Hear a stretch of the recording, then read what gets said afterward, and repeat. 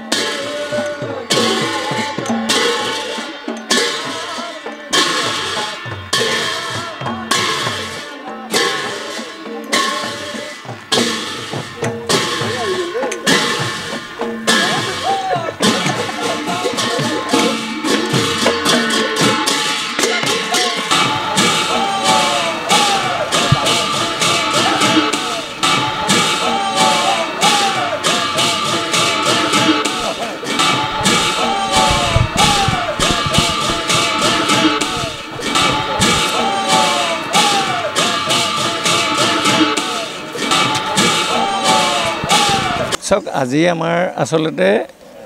দুলীয়াজনত যোৱা 5 জুলাই দিনাখন আমাৰ নতুন কাৰ্যনিৰ্বাহক অসম জ্যেষ্ঠ নাগৰিক সন্মিলনৰ নতুন কাৰ্যনিৰ্বাহক সমিতি গঠন হ'ল আৰু সেই কাৰ্যনিৰ্বাহক সমিতিয়ে আজি ইয়াত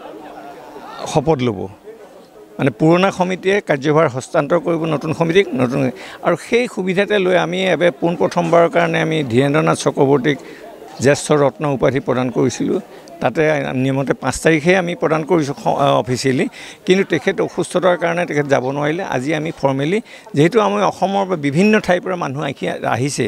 সেই অসমৰ মানুহখিনিয়ে ধীৰেন্দ্ৰনাথ চক্ৰৱৰ্তীক চিনি পাই জানে আৰু তেখেতক চৰণত সেৱা এটা জনাবৰ কাৰণে আগ্ৰহ প্ৰকাশ কৰাৰ কাৰণে আমি আজি এই অনুষ্ঠানটো ইয়াতে একেলগে কৰিলোঁ গতিকে আমাৰ কাৰ্যকালৰ বুলিয়ে নহয় এইটো এই জ্যেষ্ঠৰত্ন উপাধিটো আমি পোন প্ৰথমবাৰৰ কাৰণে এইটো আমি দিয়াৰ কাৰণে আৰু এনেকুৱা মানুহক দিয়াৰ ব্যৱস্থাটো কৰিছোঁ যিজন মানুহক জ্যেষ্ঠ নাগৰিক হ'লেও সমাজৰ পৰাও স্বীকৃতি পাইছে চৰকাৰৰ পৰাও স্বীকৃতি পাইছে তেওঁলোকক আমি নিদিওঁ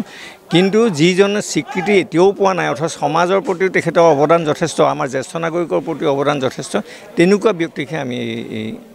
উপাধি প্ৰদান কৰাৰ ব্যৱস্থাটো কৰিছোঁ